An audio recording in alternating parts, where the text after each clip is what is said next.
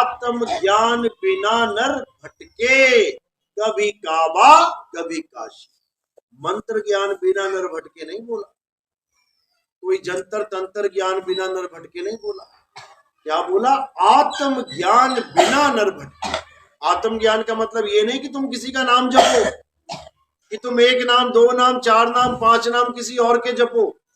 आत्म ज्ञान का मतलब है कि तुम्हें तुम्हारी आत्मा का ज्ञान हो जाए।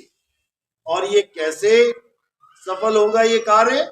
जब तुम्हारे जीवन में आत्मज्ञानी गुरु आए। अगर आत्मज्ञानी गुरु आ गया तो वो भेद समझा देगा कि आत्मा और आत्मा से परे जितना भी सामान है ये सब झूठ है, आत्मा सत्य है, आत्मा से अलग हर चीज असत्य है।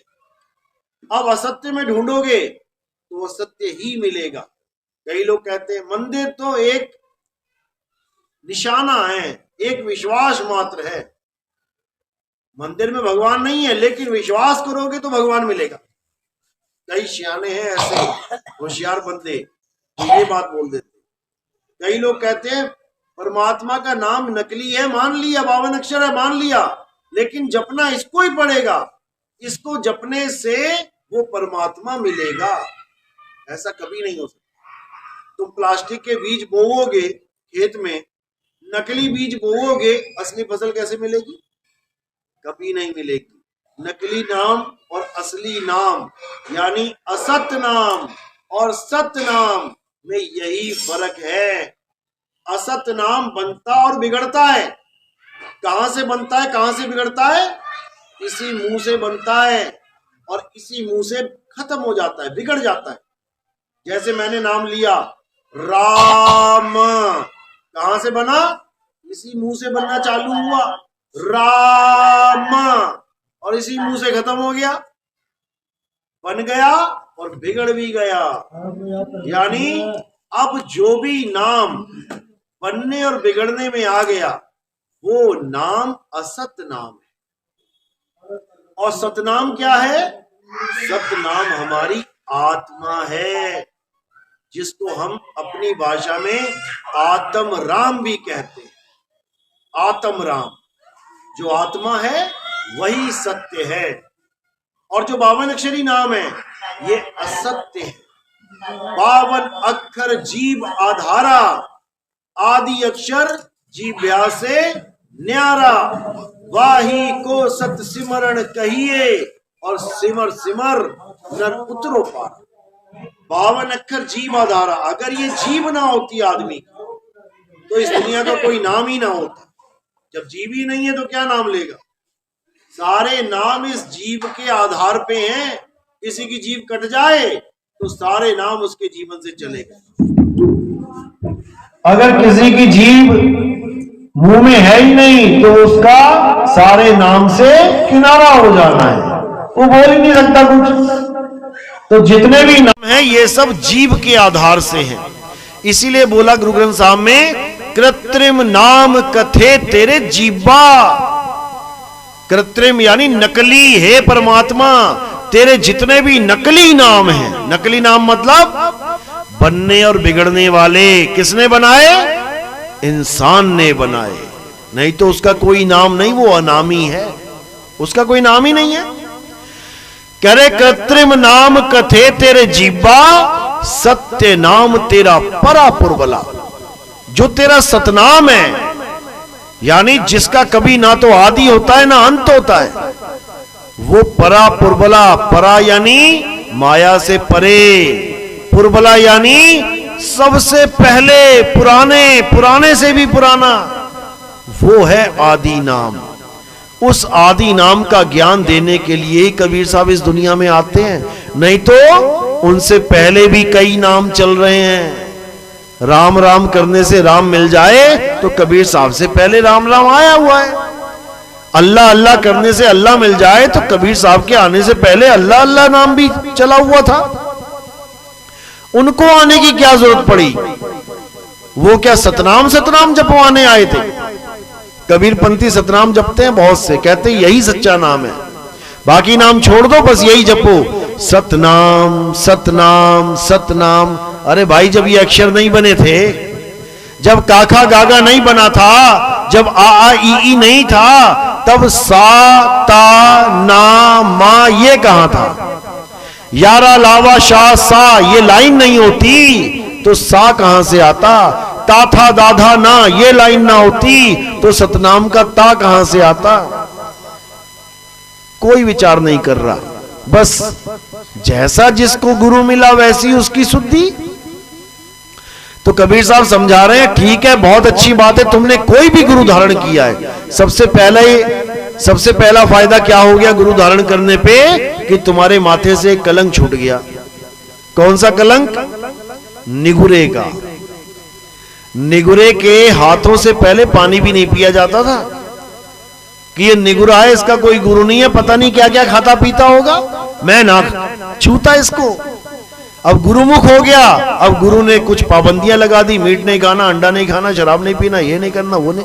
अब समझ में आता है कि हाँ भैया ये बंदा सात्विक है।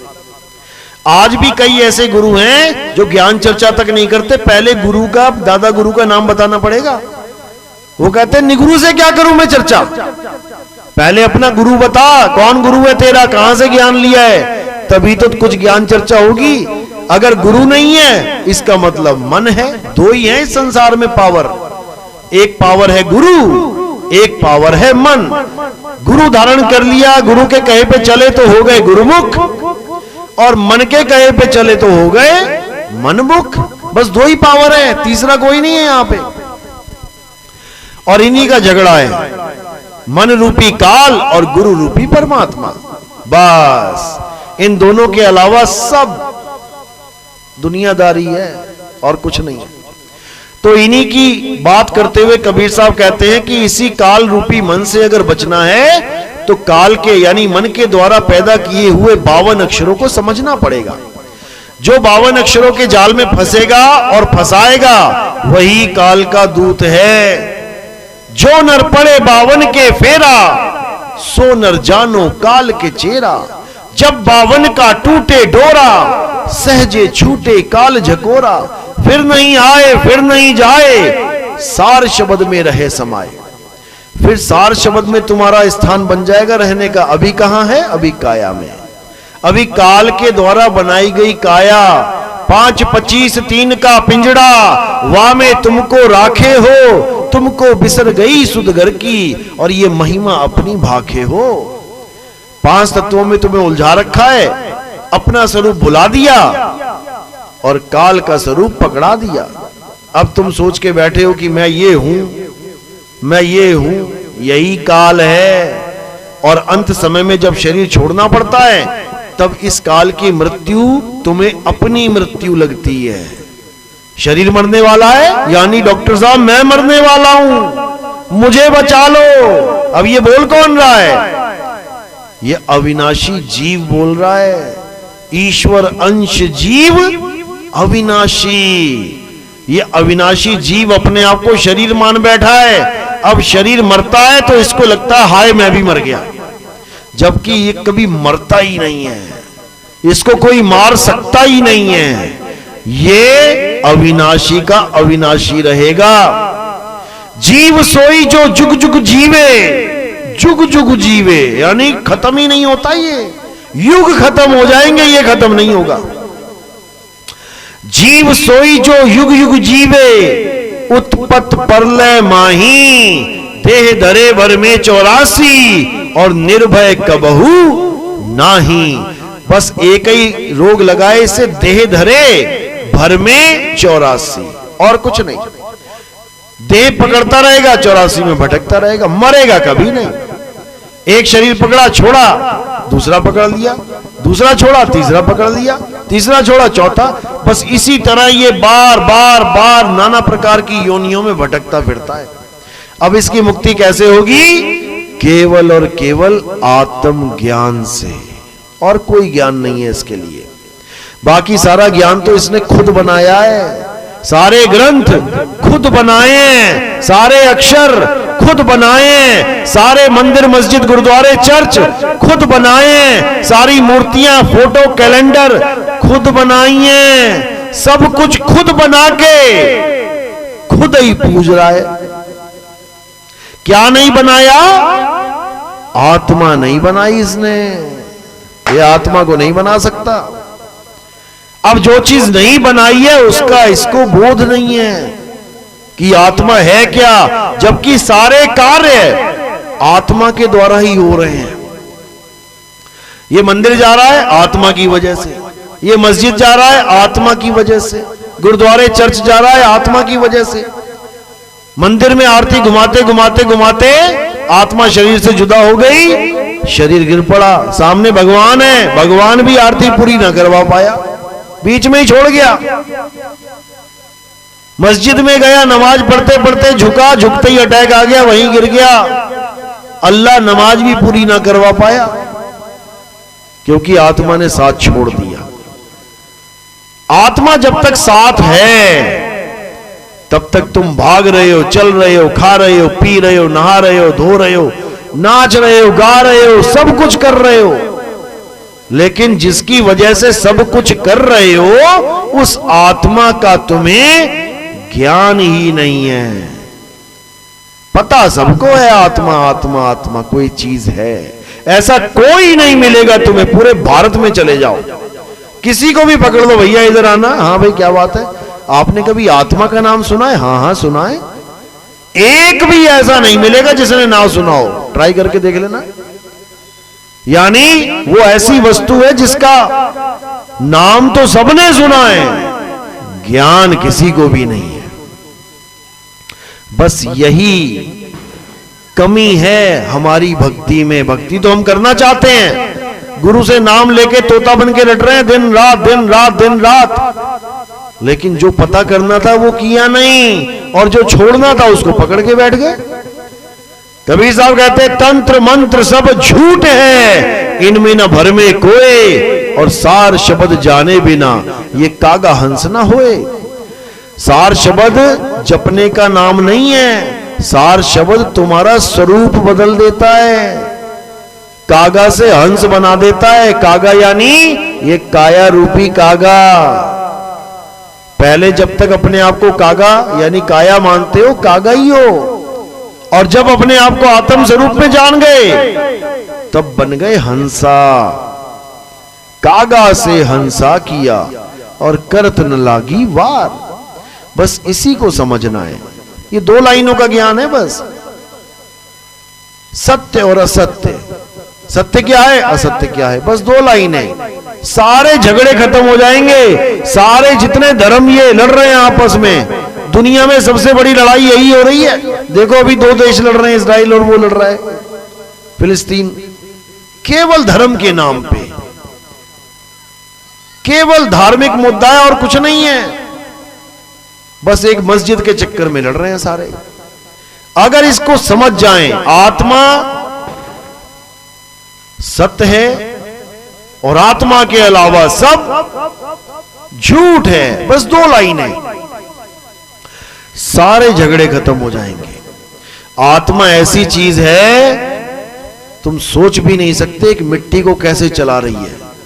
ये काया मिट्टी है, सबको पता ना मिट्टी है, लेकिन मिट्टी को जीवित कर रखा है इस आत्मा ने।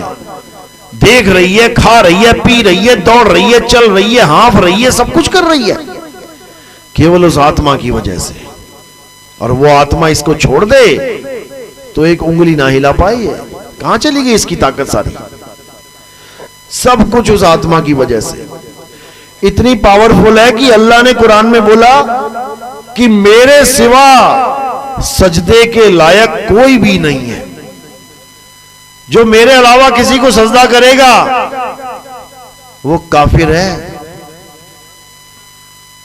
लेकिन खुद ही अल्लाह ने आदम अलैहिस्सलाम को जब उनकी काया बनाई, शरीर जब तक मिट्टी का बनाया तब तक किसी से सजदा नहीं करवाया।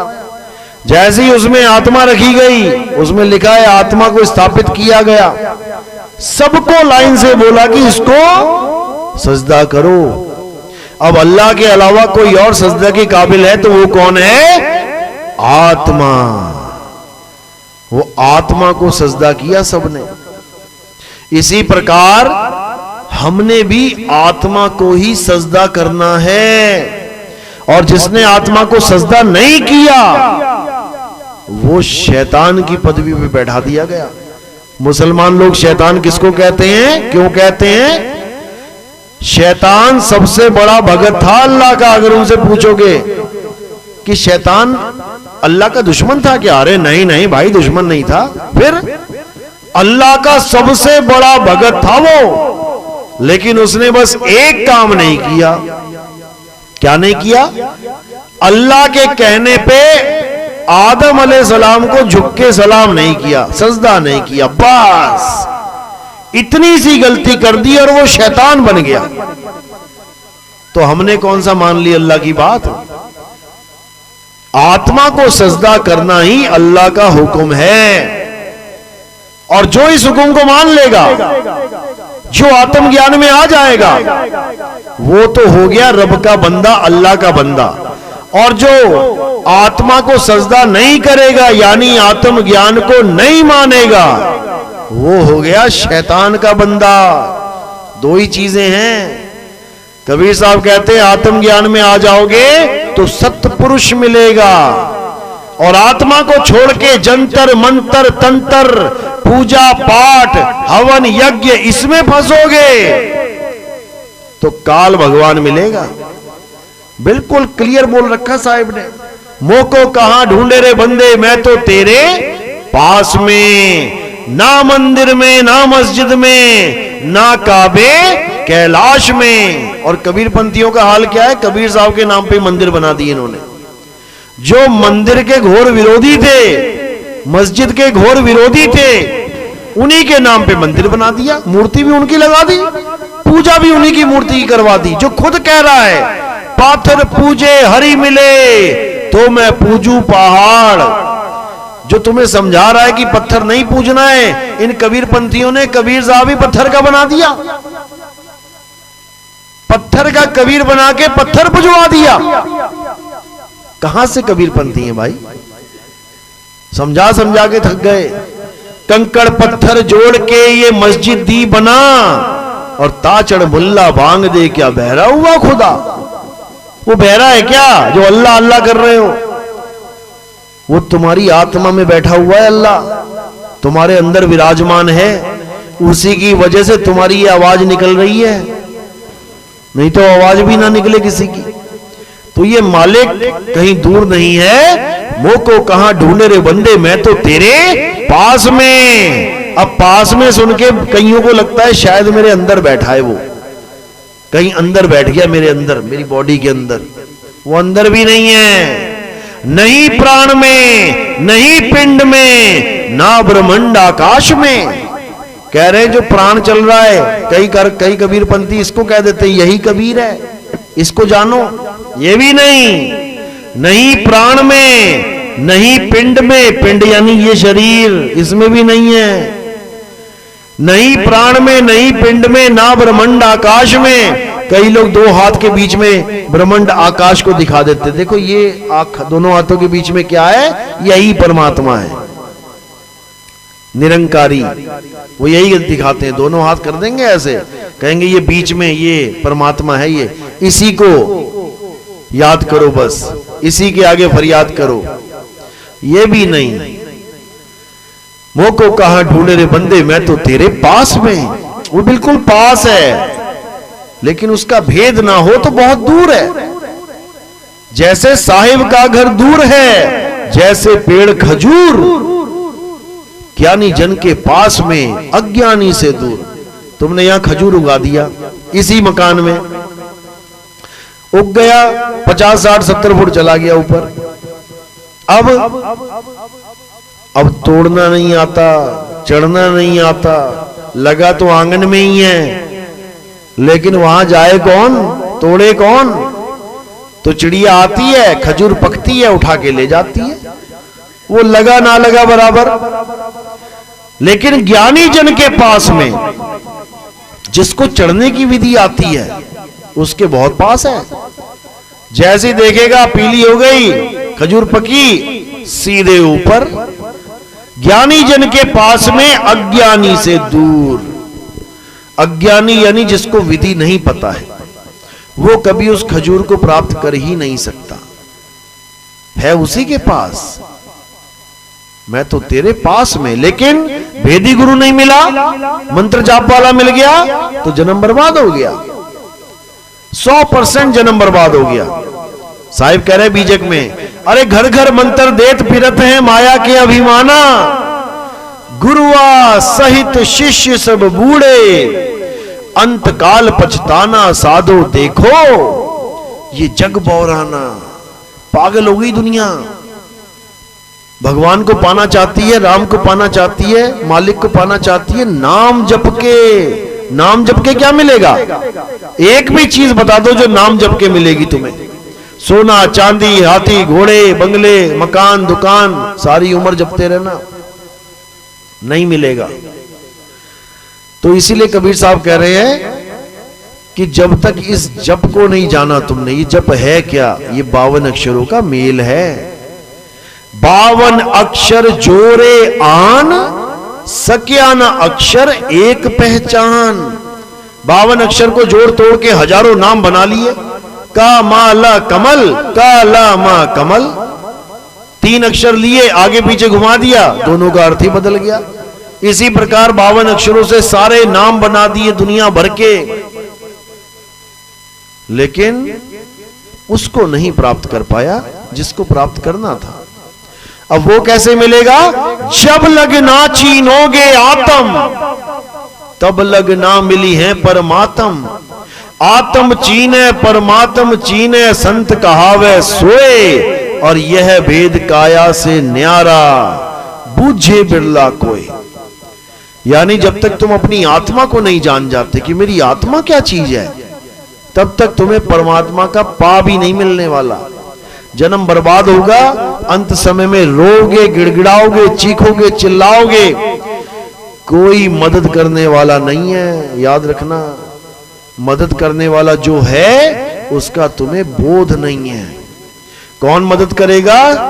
केवल परमात्मा मदद कर सकता है हमारी। और क्या मदद करेगा? क्या हमें मरने से बचा लेगा? क्या कबीरपंथी मरेंगे? नहीं, ये सच है। कबीरपंथी कभी मरता ही नहीं है।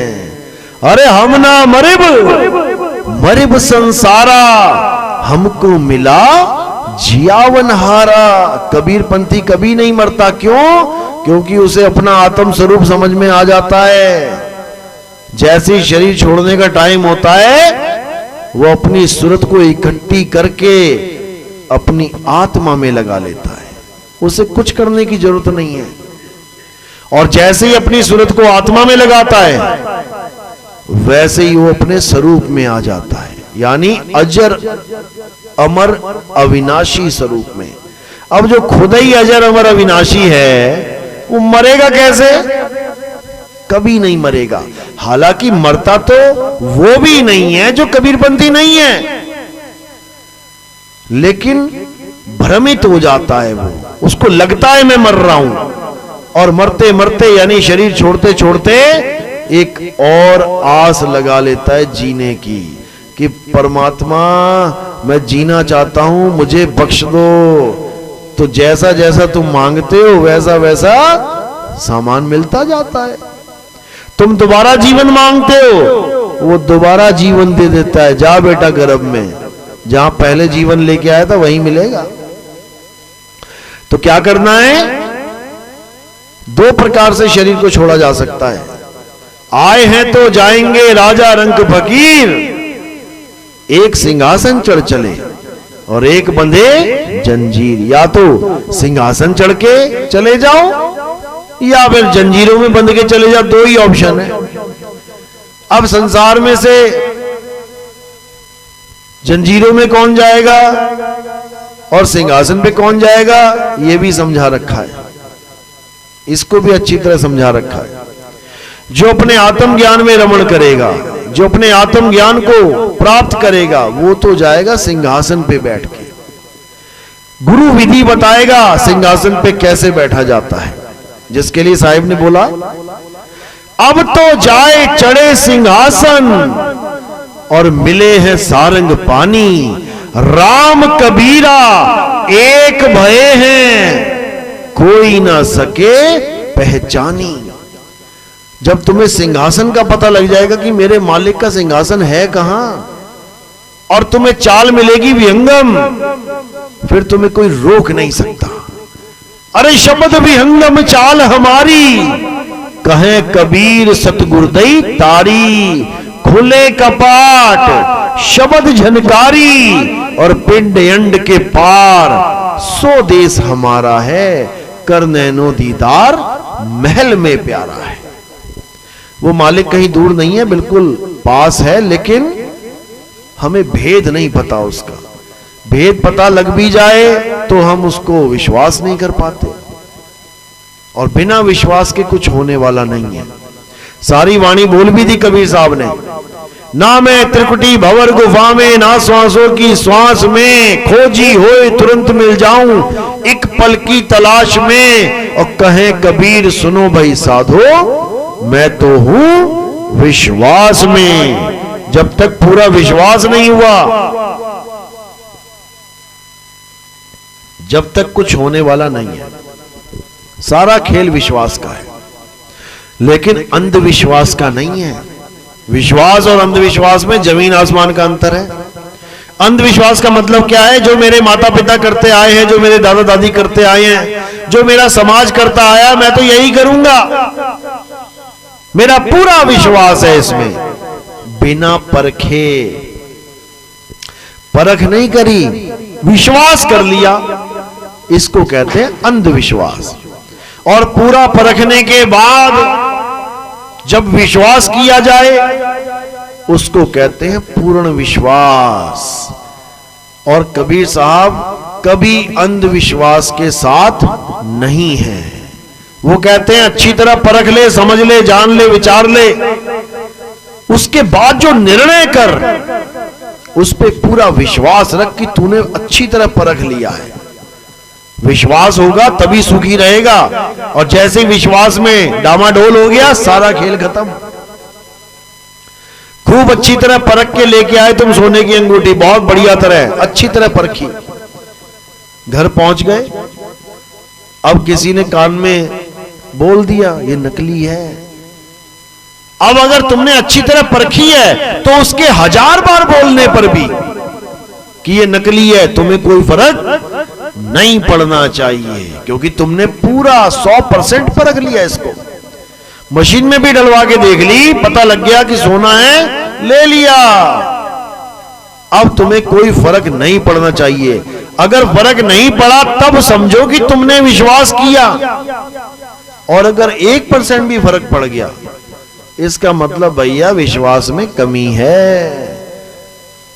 तो इसी प्रकार गुरु के बताए रास्ते को अच्छी तरह परखो, क्योंकि गुरु तो बहुत है यहां पे, बहुत गुरु हैं जगत में, कोई न लागे तीर, और सभी गुरु बह जाएंगे, जागृत गुरु कबीर। सारे गुरु बह जाएंगे, जितने बैठे हुए हैं, ये तुम्हें लग रहे हैं कि सब पहुंचे हुए गुरु हैं, सब बह जाएंगे।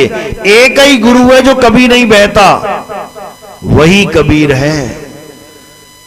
कहते हैं राजाओं में राम और सब राई हैं, और गुरु में कबीर और सब गुरु भाई हैं। जितने संत तुम्हें दिखाई दे रहे हैं, ये सब गुरु भाई हैं। इनको ज्ञान देने वाला एक ही है, वो हक्का कबीर। लेकिन दुनिया नहीं समझ पाती। वो कबीर साहब को समझ लेती है जुलाहा थे, कवि थे, समाज सुधारक थे, मां के गर्भ से आए थे, चले गए, जैसे बाकी आए वो भी चले गए। बाकी आए और चले गए, इसमें कोई दो राय नहीं है, लेकिन वो कैसे आए और वो कैसे गए, जमीन आसमान का अंतर है।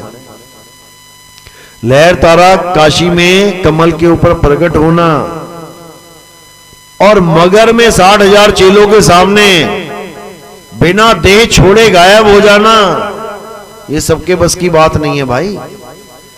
बनारस में 52 कसनियां देना, ये सबके बस की बात नहीं है। तो उनमें और बाकियों में फर्क है। फर्क शरीर का है, ज्ञान का नहीं। ज्ञान में सब एक हैं, क्योंकि गुरु ने ज्ञान दे दिया, चेले को अपने समान बना लिया। अब क्या फर्क है? बाबा नानक में, रविदास जी में, दादू जी, भीखा जी, पलटू जी, इनमें कोई फर्क नहीं है। ज्ञान सबका एक है, क्योंकि गुरु सबका एक है। इसीलिए बोला ना साहिब ने, गुरु को कीजिए दंडवत और कोटि कोटि प्रणाम, कीट न जाने भृंग को गुरु कर ले आप समान। गुरु अपने समान बना लेता है तुम्हें, कोई भेद ही नहीं रह जाता गुरु और चेले में। लेकिन इसको अच्छी तरह समझोगे तो, और जो गुरु अपने समान नहीं बना पाता शिष्य को, यानी उसको ये आस लगा के रखता है कि मैं तुझे पार करूंगा, मेरे बिना तू पार नहीं हो सकता, फिर इसका मतलब गुरु ने चेले को अपने जैसा बनाया ही नहीं। फिर इसका मतलब यह है कि जो गुरु बैठा हुआ है वो किसी और के सहारे बैठा है, उसको उसका गुरु पार करेगा। पता लगा उसके गुरु ने उसको पार नहीं किया तो वो तुम्हें कैसे पार करेगा? ये एक दूसरे के ऊपर आधारित रहने वाला ज्ञान कबीर साहब का है ही नहीं। कबीर साहब का ज्ञान है, कहे कबीर निर्भय हो हंसा, निर्भय हो जा, कोई तुझे पार करने वाला नहीं।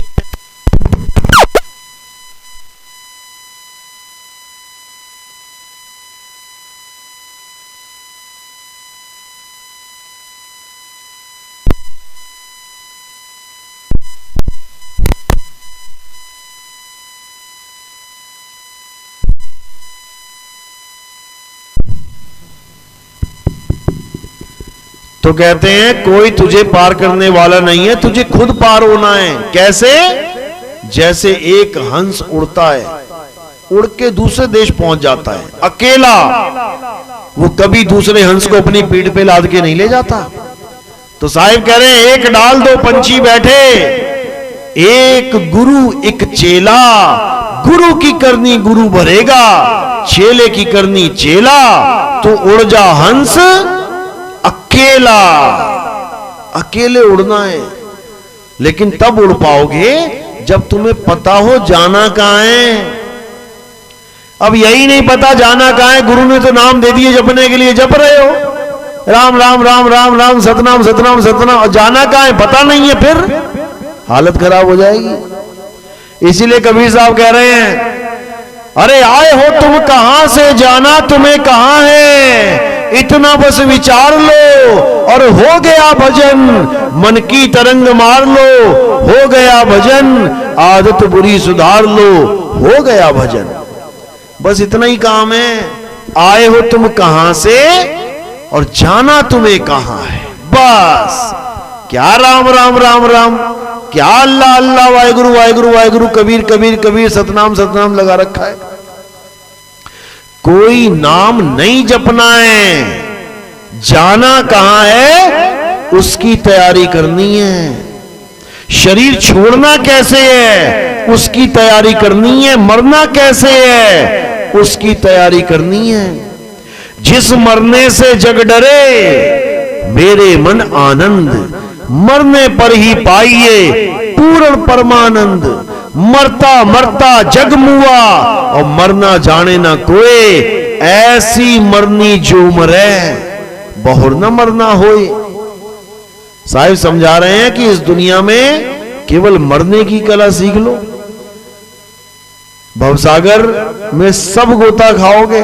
तैरना सीख लो, तैरना सीख लिया तो गुरु अपना तैर के जाएगा, तुम अपना तैर के जाओगे और दोनों पार हो जाओगे, क्योंकि सबका हिसाब अलग अलग है।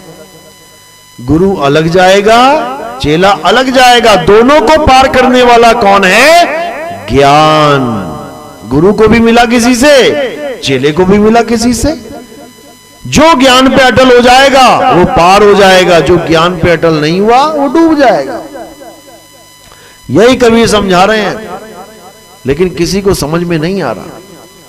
साहिब कह रहे हैं सेवा को दो ही भले, एक संत एक राम। राम है दाता मुक्ति का और संत जपावे नाम। सेवा तो दोनों की करनी है। अब सेवा का मतलब ये नहीं तुम अपने घर खाली करते जाओ और महात्माओं को देते जाओ, सेवा ये नहीं है, सेवा समझ लो क्या होती है। सेवा होती है परमात्मा के जीव की सेवा। कोई भी सच्चा गुरु है वो कभी ये नहीं कहेगा भैया मेरा मकान बना दो, भाई मेरे कपड़े खरीद लाओ, भैया ये कर दो, भैया। हर काम अगर गुरु कहेगा तो वो केवल जनता के लिए कहेगा। उसने प्रचार करना है, वो खुला बोलेगा कि प्रचार के लिए सेवा चाहिए, जिसने अपनी इच्छा से जो देना है दे दो, बिल्कुल खुला बोलेगा। वहां कोई शर्म नहीं करेगा, क्योंकि ये परमार्थ है। मर जाऊं मांगू नहीं अपने तन के काज, और परमार्थ के काज में मोहे न आवे लाज। तो इसको अच्छी तरह समझ लेना है। सेवा को दो ही भले, एक संत एक राम, राम है दाता मुक्ति का, संत जपावे नाम। संत तुम्हें नाम कैसे सिमरण करना है वो बताता है। जाप जपना तो बोल दिया जाता है साथ में कि नाम जपो, नाम जपो जी ऐसे ऐसे, ध्रुव प्रहलाद जपयो हरि जैसे, बोलने में आता है, नाम के साथ जपना ही लगा होता है। लेकिन असल में नाम का सिमरन किया जाता है। एको सिमरो नानका जो जल थल रहा समाए, और वाही को क्यों सिमरिए जम्मे ते मर जाए। सिमरन अलग होता है, जाप अलग होता है। जाप क्या होता है? जाप चंद अक्षर होते हैं जिसको बार बार बार रिपीट करना होता है। किसी गुरु ने दे दिया कबीर जपो, अब लगे हो कबीर कबीर कबीर कबीर, अब ये हो गया जाप। अब सिमरन क्या होता है? सिमरन का मतलब होता है स्मरण। सिमरन पंजाबी शब्द है, सिमरन कहां से बनाइए? संस्कृत से। वहां क्या बोलते हैं? स्मरण। स्मरण यानी याद करना। इसमें जपने की जरूरत नहीं होती। अपने अपने पिताजी को याद करो, इसमें नाम जपने की जरूरत नहीं है। याद करना अलग क्रिया है और नाम जपना अलग क्रिया है। अपने अपने पिता को याद करो, सारे अपने अपने पिता को देख चुके हो, याद कर लो। अब अपने अपने पिता का नाम जपो, तब तुम्हें देखना पड़ेगा क्या जपूं, क्या नाम है मेरे पिताजी का? रवि रवि रवि, किशोर किशोर किशोर, आनंद आनंद आनंद, फिर जपना पड़ेगा। याद करने के लिए कोई नाम की जरूरत नहीं है, लेकिन नाम जपने के लिए नाम की जरूरत है। ये दोनों में फर्क है। लेकिन नाम जाप से परमात्मा नहीं मिलता, परमात्मा मिलता है सिमरन से। कबीर साहब की वाणी है, राम सिमर पछताएगा, मन राम सिमर पछताएगा। बिना सिमरन के पछताओगे। लेकिन सिमरन की जगह हम जाप करने लग गए हैं, दिक्कत ये है। चलो बाकी हमारे सत्संग, मेरी बात समझ में तो आ रही है ना? तभी बोलने का फायदा है, नहीं तो बोल बोल के अपने ही गला खराब कर रहा हूं। आनी भी चाहिए, क्योंकि हम इंसान हैं, जानवर थोड़ी नहीं है कि भैंस के आगे बीन बजाई और भैंस समझ ना पाई। हम इंसान हैं, इंसानों के पास विवेक शक्ति है। विवेक के द्वारा सत्य असत्य का निर्णय करना होता है, तभी हम एक संत, एक हंस बन पाते हैं। नीर चीर का करे निबेड़ा और कहे कबीर सो हंस है मेरा। चलो आज का सत्संग यही समाप्त करते हैं, और आगे का प्रोग्राम प्रेम जी समझाएंगे। हमारे यहाँ आरती होती है सत्संग के बाद। आरती किसकी होती है हमारे यहाँ? हमारे यहाँ पत्थर की, फोटो की, कैलेंडर की, मूर्ति की आरती नहीं होती। हमारे यहाँ जीवित गुरु की आरती होती है। हमारे यहाँ जीवित आत्मा की आरती होती है, जो सदा सदा जीवित है। आत्मदेव की आरती होती है। इसके अलावा हमारे यहाँ किसी की पूजा नहीं होती। तो आरती होगी, आरती चलाएंगे। और आरती कैसे करनी है, जो हमारे शिष्य अच्छी तरह जानते हैं, जो नहीं है वो समझ लो। थोड़े से फूल उठा के मेरे सिर के ऊपर रखने हैं, और जो थाली होगी अगर है तो ठीक है दिया की, नहीं तो नमस्कार करके बंदगी करके आपने आगे चले जाना है। कोई प्रचार में योगदान करना चाहेगा, सेवा करना चाहेगा, तो वो केवल चरणों में रखनी होती है, पैरों में रखनी होती है। तो केवल 3 कार्य हैं आपके। एक तो बंदगी करना है, सबसे पहले बैठे बैठे बोल दो साहेब बंदगी सतनाम, ये हो गई बंदगी। अब माथा टेकने की जरूरत नहीं है, मालिक को बंदगी हो गई। अब आके एक नंबर पे फूल रखना है, दूसरे नंबर पे नमस्कार कर लेना है। अगर कोई सेवा करना चाहेगा तो पैरों में सेवा रख देनी है और आगे बढ़ जाना है। चलो बोलिए सतगुरु बंदी छोड़ सतगुरु सत्य कबीर साहिब की सदा ही जय हो। साहिब बंदगी सतनाम।